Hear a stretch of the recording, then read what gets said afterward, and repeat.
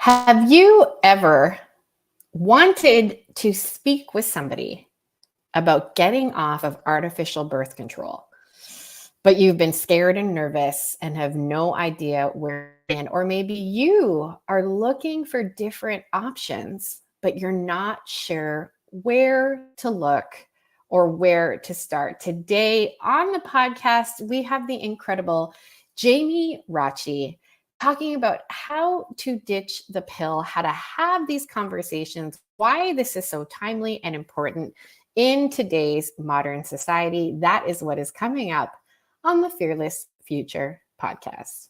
Welcome to the Fearless Future podcast, where your hosts Lisa Canning and Leah Jacobson will explore what the world would look like if women didn't fear pregnancy.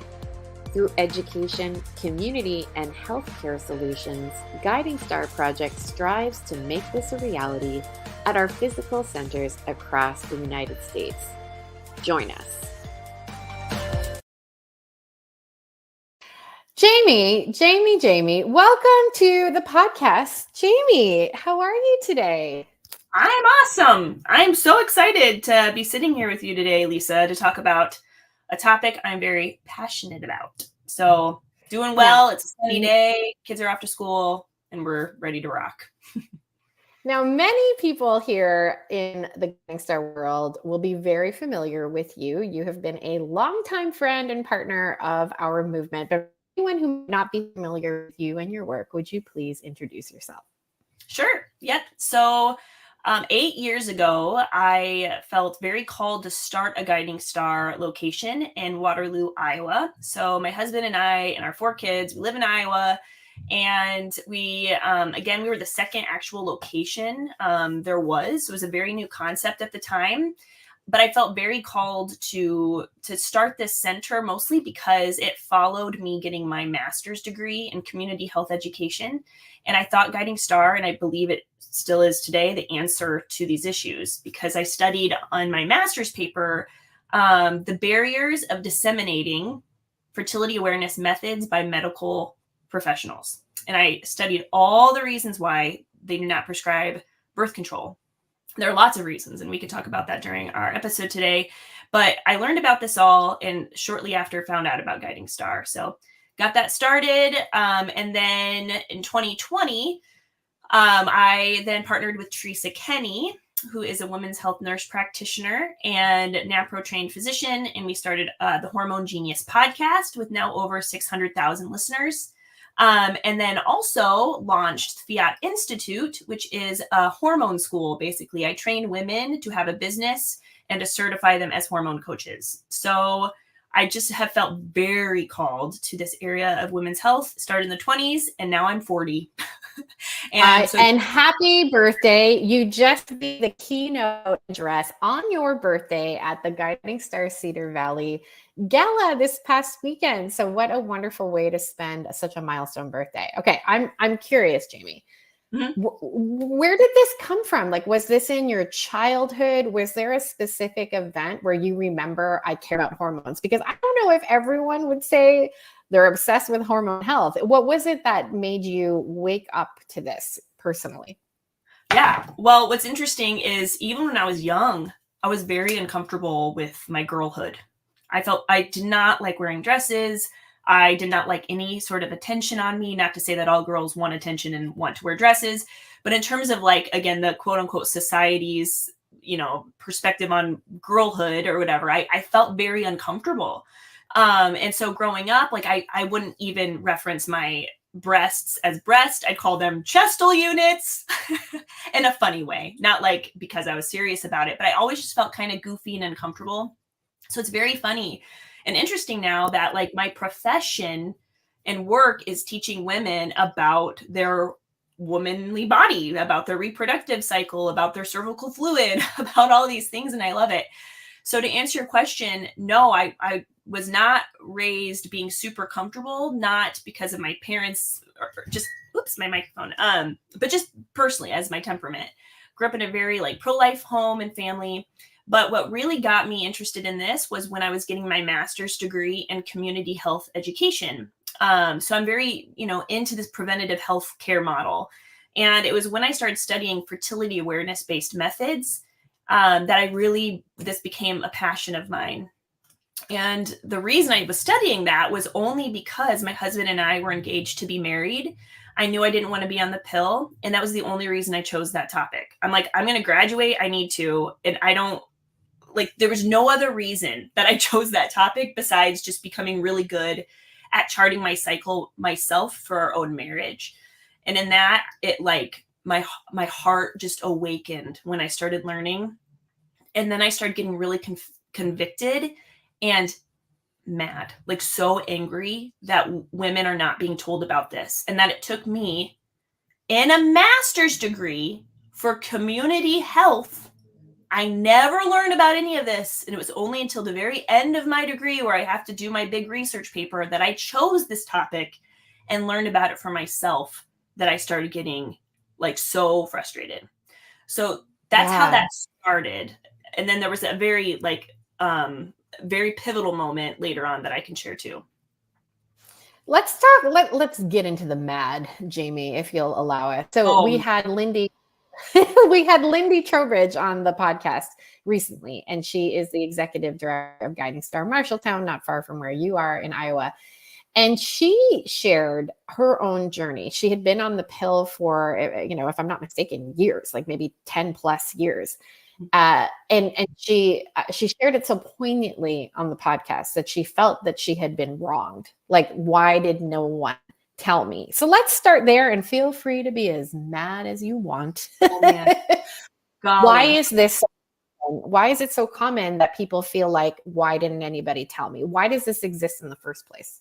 Oh, there's a lot of reasons, Lisa, why I think this exists. And every year I get older, I learn more and more reasons why women are in this predicament. In terms of that anger, it was a very righteous anger that wouldn't leave my mind. And I constantly just kept thinking, if I know this information, and I learned it, I can't unlearn what I know about the truth of how our body works. It should seem pretty simple and basic. As a woman, I live in this body. Just like we need to be aware of politics or whatever. We live in the United States. We should be an informed voter, XYZ. Why can't we be an informed owner of our body? And so I couldn't imagine unlearning, because I couldn't fathom this idea of learning what I have come to know and not share it with people. And then years later, women are suffering and they just were never informed, and just thinking, gosh, I could have told them, but I didn't. And so that's kind of what it more felt like. It felt like it was my duty, because women are not told that when they say yes to birth control, that they're saying yes to the potential for long-term serious side effects and short-term annoying side effects. And it can affect every aspect of their life. It affects their personal physical body. It can affect their emotions. It can affect, we're integrated beings. So, I feel like it can affect their spiritual life. It affects the relationships they have. And ultimately, it affects the impact they want to make in the world. How am I going to do what I am feeling called to do if I'm always feeling like garbage?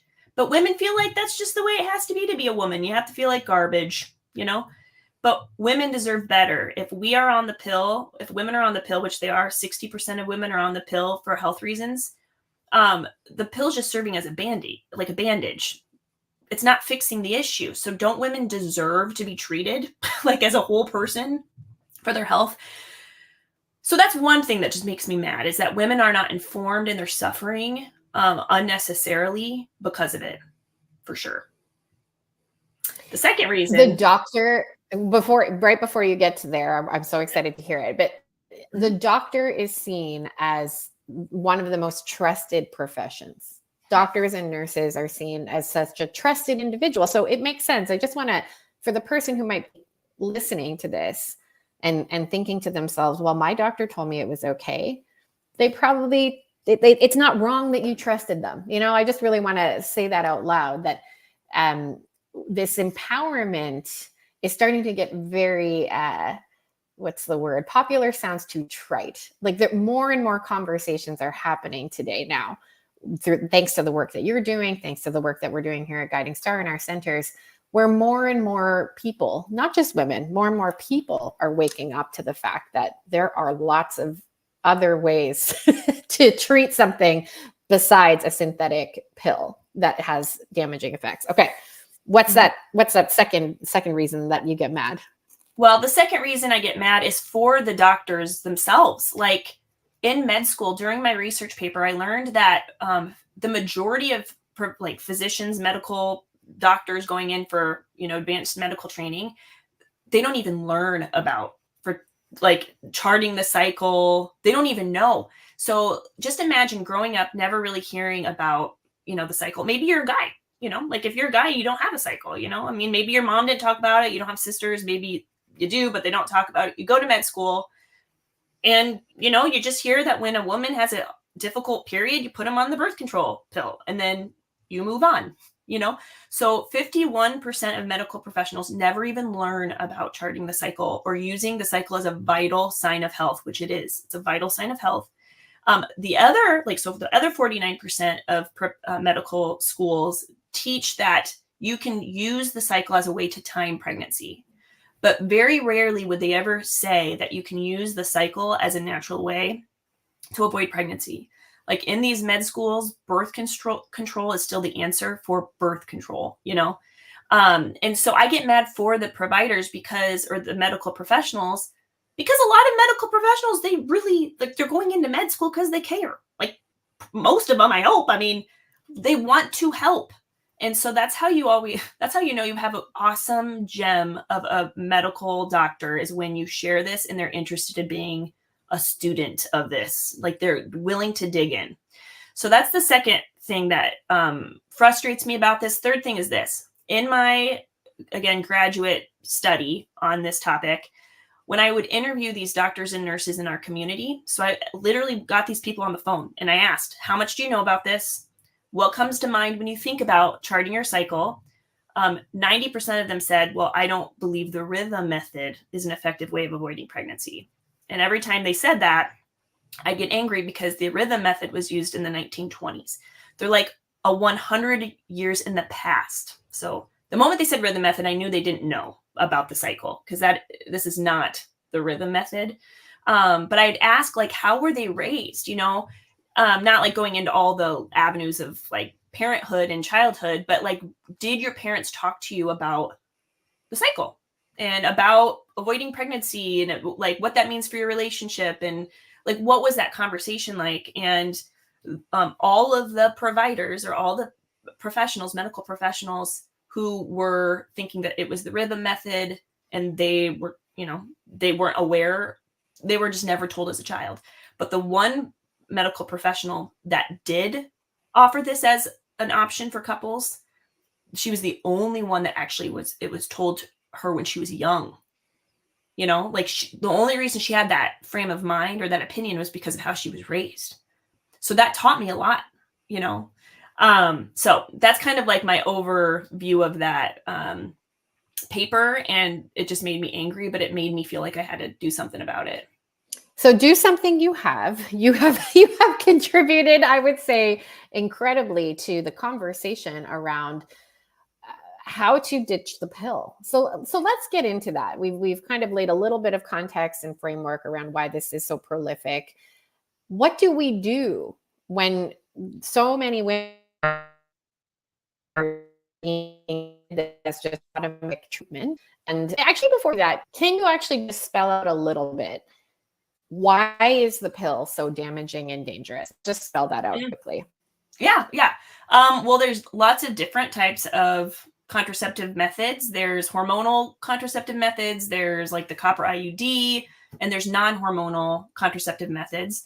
And so without going into like the ethics of non-contraceptive methods, I'll talk about hormonal and I'll talk about copper.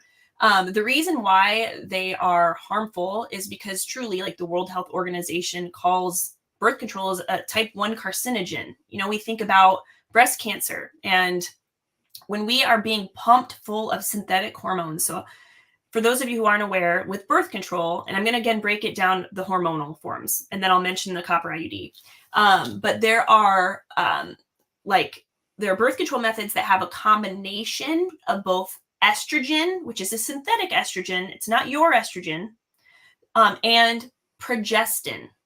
Progestin is more like a testosterone. The hormone that we produce is called progesterone, but the birth control contains, again, these two, estrogen and progestin. And the reason they call it progestin is because it's so unlike progesterone, they have to give it a different name. Whereas estrogen is still called estrogen because it's pretty much similar, but progestin isn't, And so it doesn't act in the body the same way as your actual progesterone does. So there are combination synthetic hormone birth control methods. And that would be called like the pill. And they come in different dosages. And the higher the dose, the more at risk you are of strokes, embolisms, breast cancer. Okay. So the higher the dose, but also the higher the dose, it's more effective at avoiding pregnancy.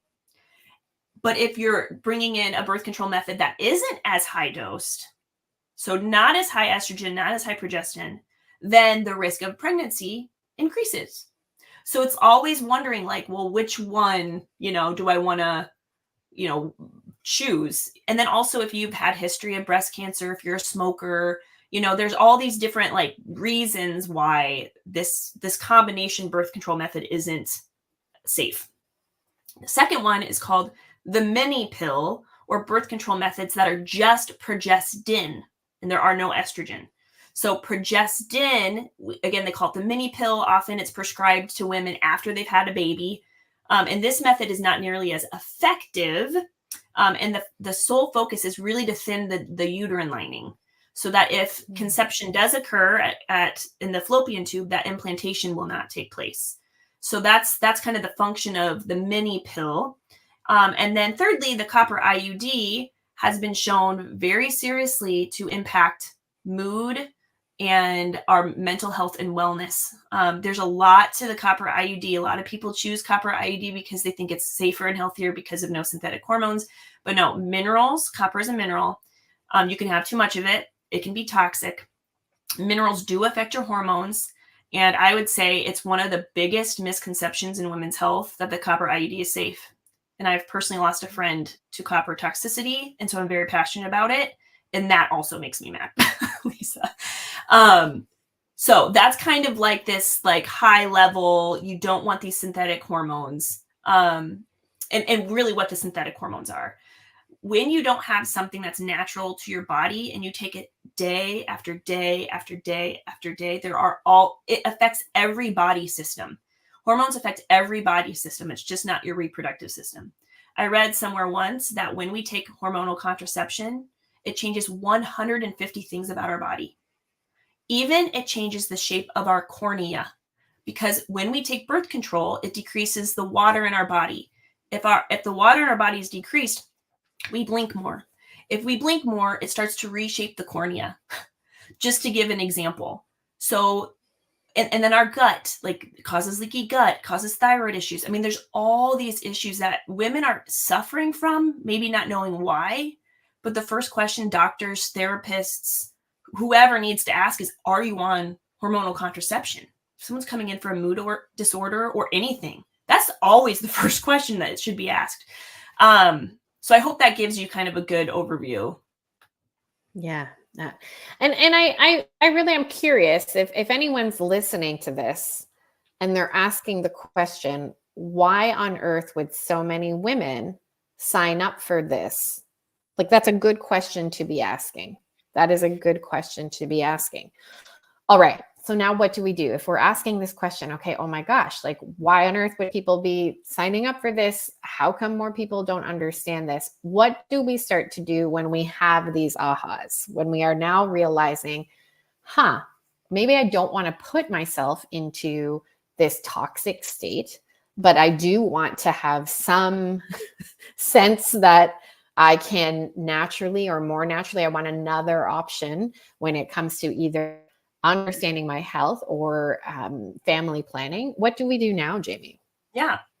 So I urge the listeners to ask themselves two questions. Actually three questions. One, what am I using birth control for? Is it to avoid pregnancy? Is that the only reason? Number two, Am I using birth control for a health reason? And is that the only reason? And number 3, am I using birth control for both reasons, to avoid pregnancy and because of a health issue? So I think we need to know, well, I don't think we need to know, we definitely need to know, why are you using birth control in the first place? And you know what? There could be a fourth, Lisa. Some people don't know why they're on the birth control pill. They were put on it when they were young and they've been on it since, and they don't know why. So I guess there are 4 groups of people. So if that is you, then I would also then ask this question. And I would do this a lot with my clients who like are really nervous about achieving pregnancy if they ditch the pill. And I just say, listen, are you committed to learning about your body? You know, the answer may be yes or no. I don't know. If you are committed to learning about your body, not only can you learn how to avoid pregnancy naturally, but you learn other things about your health that are so vitally important. So that's something to always keep in mind. Again, for the women who are on birth control because of the health reason or because of a combination, I want to tell you, ladies, ditch it. If it's for health, ditch the pill. Ditch the pill. There are hormone coaches and there are, trained physicians and things that can help you with that transition. And there are things that with Fiat Institute, in which I have founded and own and run, I train women to be hormone coaches, and we're doing a program now, which we give our clients 6 steps, to help to restore their health, or their hormone health. And also many of my hormone coaches are trained in natural fertility awareness methods like FEM and Creighton and that. So it's great because, again, wherever you're at on that scale, even if you were using it just to avoid pregnancy and you want to get connected with somebody to help you chart your cycle, great. But the thing is this, even if you weren't using birth control because you had a health reason and you're using it to avoid pregnancy, you still do need to restore your health hormonally. So bottom line, if we ditch the pill or even the IUD or the patch, depot, insert, whatever, to restore our health hormonally is important, and maybe you'll, see better. I'm just thinking about the cornea, maybe it'll affect your eyesight even still. So I'm going to go into the different steps, Lisa, if you're okay with that. I cannot wait to hear them because I'm so intrigued. But Sure. What does life look like if you are living hormonally healthy? Oh man, it's so awesome. Okay. I always think about this as a pathway for women. Whenever we're teaching women, I think of it like they're on a yellow brick road sort of thing. So a lot of times, not every woman, just so you know, not every woman experiences what I'm going to say. Some women are on the pill and they're like, I don't know what you're talking about. I feel great, but I would beg to differ. Most people don't feel as great and they just got used to it because 30% of women have changed their birth control method 5 times because they don't like the way it makes them feel. And that's a lot of women because 72 million women in the US alone are on birth control. So if 30% of them change their birth control method 5 times because they don't like the way it makes them feel, I mean, there are women who change it 4 times. What's that percentage? 3 times, twice, So I am assuming that most women probably who are listening have gone to the doctor a few times because, they need to get it right. They just don't feel good. So I like to think of it as like the Wizard of Oz moment, So when our body, our natural hormones are being suppressed, it's like we're living in a black and white world. We can get used to a black and white world because we don't know to expect color. But when the birth control pill is removed, now we are invited into Munchkin Land, if you've seen Wizard of Oz, where there's like the rainbows and like there's color again and all of this, right? And so often it's something that either women notice immediately or they notice after, months of kind of trying to restore their hormone health. Because what we're never told as young kids, young women, is that estrogen, our natural biological estrogen, it's like a superpower. We think estrogen is like, the society thinks it's like dumb and like stupid and it makes us crazy. No, false. Actually, estrogen protects our brain, our heart, our bones. Estrogen makes us more creative and social. When estrogen is high in my body, my bioidentical estrogen, not synthetic estrogen, my bioidentical estrogen. Lisa, if we were having a conversation at the dinner table in person, or even like right now, I'm seeing your face. When my estrogen is high, I have a higher emotional intelligence. I can pick up on these nuanced whatever. Like I can tell what your facial expressions are, your nonverbals. I am like a genius. And we all are when our estrogen is high. We might not notice it, but when we're taught it, we're like, oh my gosh, it's true. And then after we ovulate, so estrogen's high, like as we're ovulating, like leading up to it. And then after we ovulate, progesterone gives us this very detailed oriented superpower. So, I mean, I could go on and on about that, but main point is the estrogen and progesterone, they serve us. They serve us. And when we suppress that, we don't get to notice the benefit. And again, we're higher risk of heart disease, Alzheimer's, osteoporosis. I mean, these natural biological hormones protect us. And a lot of women don't realize that. We'll have to have you back on to talk about productivity during your four phases. That's a whole other incredible thing that is so fascinating. Okay. So we've painted the picture that there are literal differences that can occur when you are hormonally healthy. What are these different steps that one can take when they're exploring making a change? Yeah. Well, the first one is to know that there is a syndrome that's called post-birth control syndrome. It's important to be aware of the transition, which is why it's important, in my opinion, to work with a hormone coach. And again, I'm biased, but someone who's, aware of this and can see that this is an area of health that does need to be supported. So depending on the number of years the woman was on birth control, depending on the dosage, depending on the kind, depending on the woman, depends on how she's going to feel when she gets off of her birth control pill. And I do want to say, I'm not a doctor. I am a community health professional. I do my master's, but I'm not a nurse. I'm not a doctor. So this is not medical advice. It's for educational purposes only. But yeah, so there's something called post-birth control syndrome. And it's just a number of months, depending on the woman, where you're going to notice some side effects. And if you're noticing side effects anyway, because of birth control, then, just kind of welcome to that, hold on to this and think this is all for a reason, but it can be acne. And so, with hormone coaching and whenever I'm working with a woman who's ditching the pill, there's always ways we can support this season where we're like, okay, how can we support your acne or to reduce it? And there's some anxiety. So again, we lean into those essential oils, exercise. We might not have our period right away. There's mood swings, headaches. There may be breast tenderness, change in sex drive. Again, these are things that maybe you're experiencing already on the pill. But when you go from a bunch of synthetic hormones to none, understanding that transition and expecting it is important because, there's a big difference if you don't know something's coming, you don't know how to prepare for it. Again, some women don't even notice, some women do. So it all depends. So understanding that transition. So when we're discontinuing these synthetic hormones, our brain, what's happening biologically, is our brain is trying to get back online. So, you think about in the olden days in the 90s, there's Yeah. Exactly. You know exactly what I was going to say, Lisa.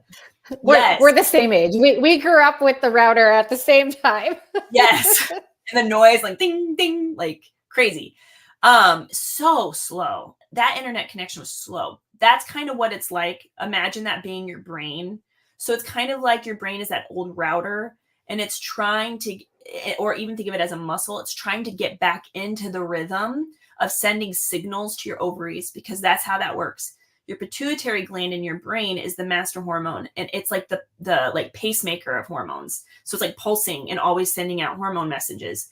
But when you take the pill, it shuts the pituitary gland off. Shut your brain off, that part of the brain, because the brain, it's a feedback system. So if we're putting hormones in our mouth, our brain thinks, oh, there's already hormones here. I don't need to make any more.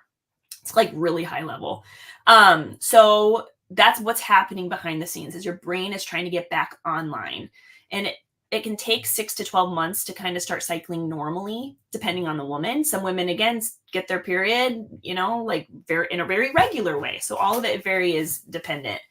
Cervical mucus, which is a mucus cervical fluid that is produced indicating upcoming ovulation, may be variable. So again, that's why it's important to chart your cycle. There may be irregular bleeding. And there may be, again, some of those symptoms you started noticing before you were on the pill, and again, that's why it's important to really work to get to the root of that, because you don't want to live your whole life with that. So that's the number one step. There's 6 steps. That's number 1. Do you want me to go into number 2 just right away? Do it. Okay, Yeah. Cool. Just stop me at any point. I will. And then okay, cool. The second one is to chart your cycle. So there are a lot of different ways to chart your cycle. I really love a symptoms tracker, or if you're charting your fertility, having some way to also track your symptoms, because that's how we're going to know, how quickly or how effectively your hormone health is being restored, because the symptoms we experience for our women's health and hormones, it's data points. It's giving us information. Our symptoms are. So if our symptoms are lessening or getting worse or whatever, it's giving us information. And when we can track that gives us data, and we can pair it, we can overlay the symptoms with what we're noticing with our cycle. So that gives so much information. Again, it may take about 6 months, sometimes a year, for it to regulate, but charting your cycle is important. Again, that's a whole other conversation and talk. If you're looking for a cycle instructor and there's a Guiding Star Center near you, please find a Guiding Star Center near you. You can reach out to fiatfertility.com and find the directory there. But very awakening. Again, you're going to start noticing, what does your period, what's your period health like? Do you notice a normal period? Are you noticing that mid-cycle mucus, cervical mucus, that indicates increasing estrogen? Is the number of days after ovulation before your next period, is that stable in length? And again, if this is new to you, don't let this stress you out. I mean, that's why you work one-on-one with someone. And again, I would need like an extra hour to really go do a deep dive. But the second one is to chart your cycle. The third step is to replenish your depleted nutrients. So just like I said, so important, Lisa, so important. So just like I said earlier, that the birth control changes you in 150 ways. One of those 150 ways, or several, is that the birth control pill actually depletes the body of vitamins such as vitamin C, B2, B6, E, folate. Folate is very important for brain health, but again, another reason why synthetic hormones are not good for our brain. And again, if you're listening and you're on the pill and you're like, this is overwhelming and I am nervous, don't worry.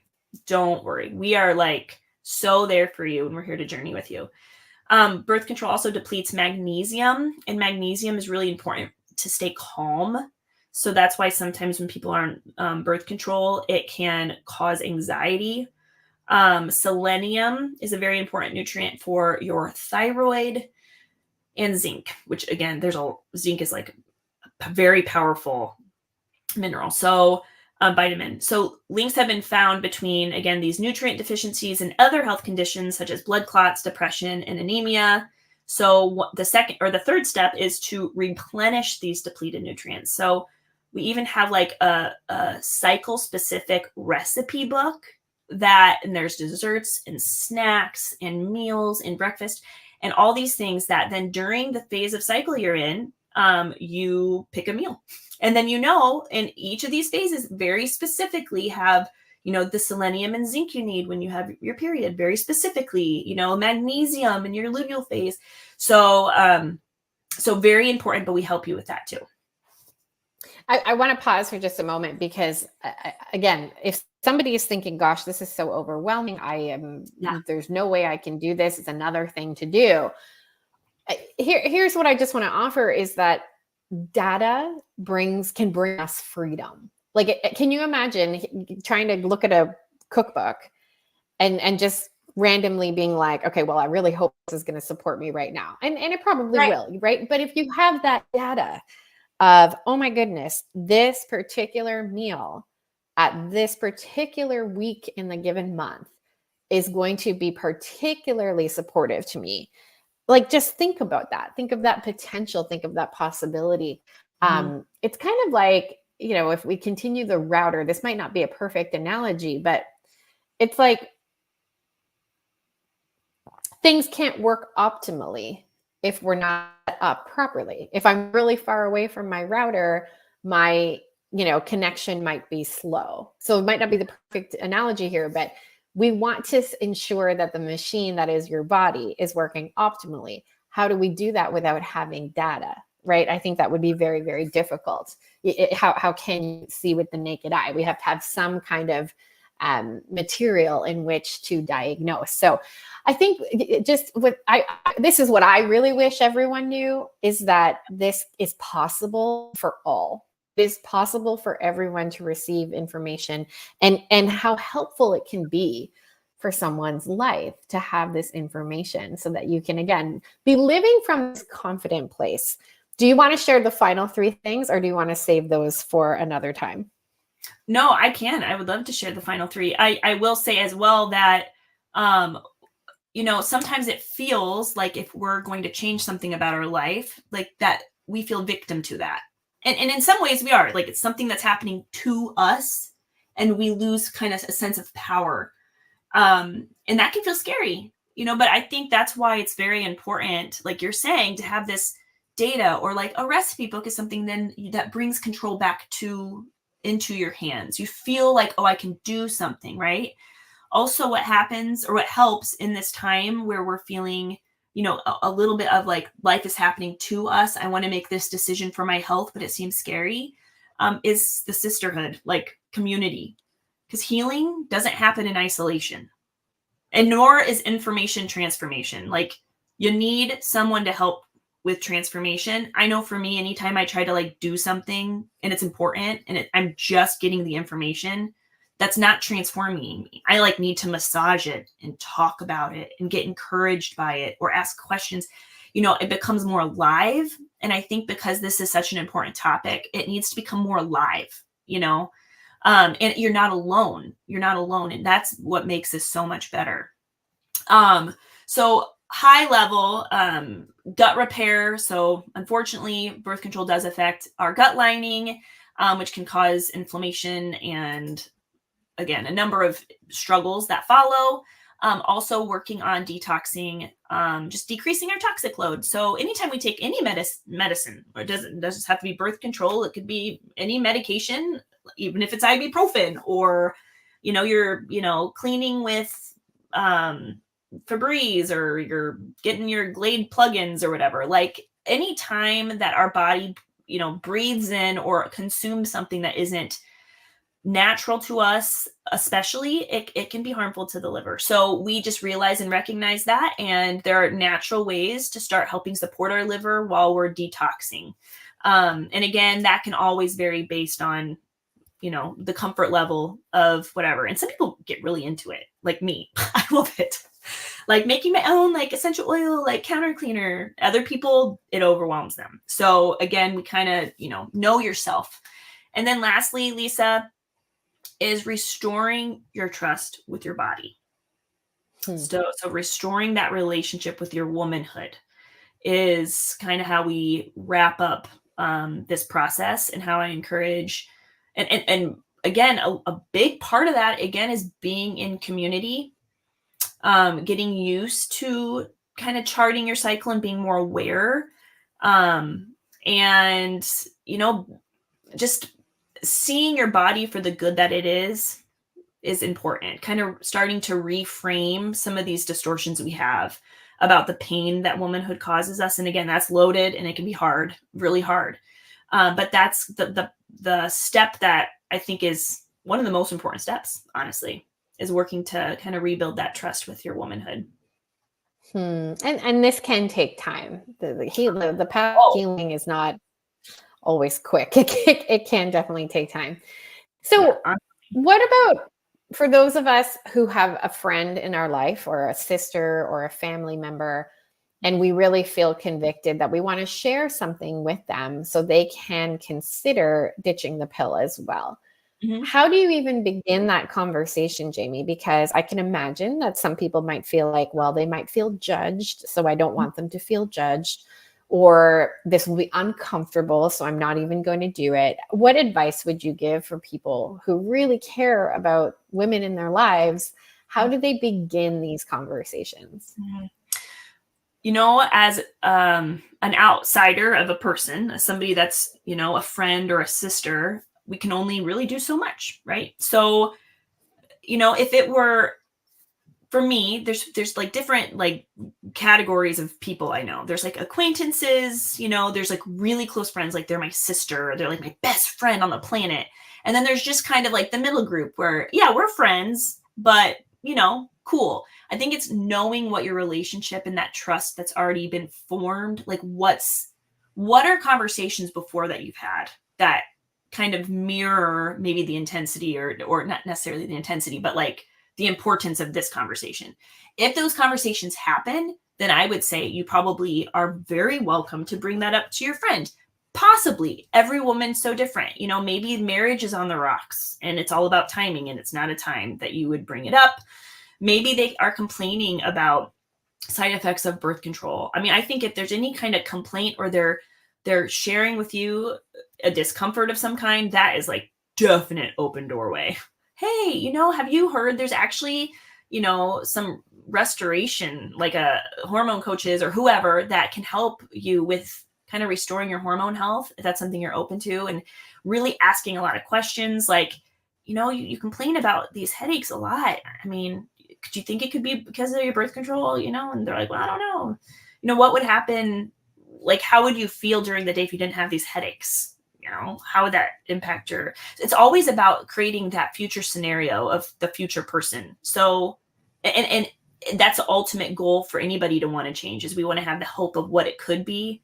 So that's something I love to fall into. If I have a difficult conversation about anything with anyone, I'm like, what's that impact you want to make? And is the thing you're struggling with getting in the way of that impact? Now it becomes less about the thing, you know, this feeling of birth control and will it make them weird? And it becomes more about what they dream of for their future, you know? So, and then also just like sending this, well, not maybe sending a part of this episode where we're going through the steps, working with, again, a hormone coach, fiatinstitute.com. And there's also a link I can give you, Lisa, like an inquiry form for people who just want to learn more to get connected. Because there's like, they do a webinar and then they can meet with you in a group or one-on-one. And even just to see if it's something that, you know, they'd be interested in. It's like a webinar style, you know, just come and listen. And if it's feeling like something that they are feeling called to, then, you know, there's no pressure. I think that's what helps, is when they don't feel the pressure. I'm just recalling our podcast with Lindy, where she shared so emphatically, like, I wish someone had told me. Yeah. And I think that there needs to be, I think, a tolerance for these uncomfortable situations, because sometimes, yes, it might be a little uncomfortable, but a lot of times what we fear is the mindset coach in me coming out. What we fear is going to happen many times doesn't happen. And let's say it does happen. Let's say the person is offended, or the person, you know, does not welcome the messages that you're sharing with them. Well, then you can trust that you can navigate that as well. Okay, thank you so much for that feedback. I'm so sorry. I understand this is a boundary in our relationship, and we need to bring it up again. I care about you. This was coming from a good place, but I understand this is something, if you ever want to open this up again, I'm happy to, you know, and that's fine. I mean, I think that's a really important thing, that everyone has choice, everyone has free will, but that there are people like Lindy who shared, they wish that someone had told them. And again, we trust our doctors most of the time. And so if someone just has not been educated, I wonder if you're the person who's meant to educate them. Speaking of education, you have created this incredible resource of coaches who go and educate others. So tell us a little bit about the Fiat Institute and how you equip coaches to help other women navigate their hormonal health? Oh, yes. So in my years of working in women's healthcare, so it's been 13 years, and I've been in the administrative end of things, running a center. I've been on the educating side of things, and I've been in the receiving end of things. And so it just felt so right. Like it felt like the Lord honestly was leading me to create this hormone school in a way to fill in the gaps of maybe what isn't already available for women. And so when hormone coaches get trained through the Fiat Institute, not only do they learn about, of course, our hormones and our cycle as a vital sign of health, which is a huge focus, because when I created Fiat Institute, it was really for the women who are put on the pill for a health reason. We know that there are lots of charting systems, which I love, and I'm trained in a couple of them, for avoiding or achieving pregnancy naturally, getting connected with a doctor if you need like physical medical attention or care. But because the majority of women on the pill actually are using it for health, a root issue, health issue, I'm like, there needs to be a system. There needs to be some sort of training and formation for women so that they can serve these gals who are on the pill, but they don't even want to be, they don't even want to be. They just feel like they have to be. And so what are we doing to help them?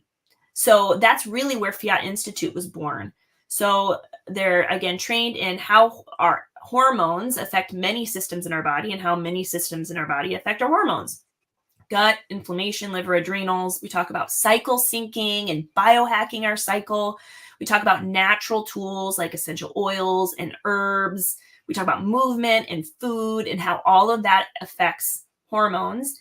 But we do it through this very unique lens of Fiat womanhood.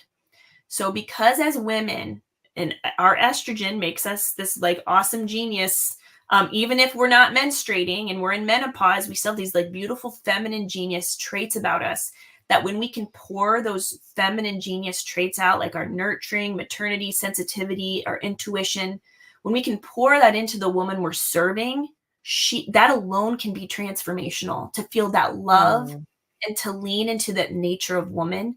And so that's the very unique part of my program. Is it's called the Fiat Way coaching methodology, where they learn to tap into those feminine genius traits and then coach through the Fiat Way using their Fiat womanhood. So that's a really big part. And then lastly, then we launch their business. So for people wanting to start a business in this, have a career in this, that's also included in the program. So it's been amazing. What would the world look like if more women were off the birth control pill? Oh man, more marriages would be saved, I believe. I believe because of all the symptoms of the side effects, all these things, I think women would feel more energized. They would feel more creative, want to be more social. They'd probably seek out community more so than they do currently. Honestly, truly, there was this study. I wish I could remember. If you need to, I can find it and I'll send it to you. But the people practicing natural fertility awareness-based methods had the most sex. They did, because like their relationships were the strongest, because there was a rhythm to their cycle. And so the times of fertility that they're avoiding pregnancy, it's like, it's this like very fun, like, honeymoon effect thing where you have to date each other, but you're deciding not to go further because you're not ready for a kid right now. And so there's a rhythm. Whereas if you're on the pill, it could be any day, like of the week. So who cares? Like one day leads into the next, whatever. So I feel like there's kind of like this romantic, like sexual tension that's always so fun. And so actually with charting, they that best sex, in terms of relationships for people who chart. I think men would come to learn about their wife a lot more than they currently do. Their health, of course, would be so, less gut issues, less weight gain, more confidence. I mean, I'm obviously very biased, but I do believe that if women just knew that they could celebrate their womanhood instead of feeling like they were cursed by their womanhood, it would affect generations. It would affect generations. It would affect the way moms and parents even raise up their daughters and sons. So I really do feel like it's generational. There's this phrase that we've been using a lot here at Guiding Star, a future where women don't fear pregnancy. But I feel like you could almost insert there as well, like where women don't fear their femininity. They don't fear their womanhood. They don't fear their bodies. And it's just, this is such compelling and interesting work. If you're listening and with us, I would just want to invite you to pause the dishes, pause the laundry, whatever it is you're doing. Just come back to us for a second and just think about that truly for a moment. If women were not afraid of their bodies and they were not afraid of pregnancy, how different would the world look? Mm-hmm. What would it look like in terms of generosity?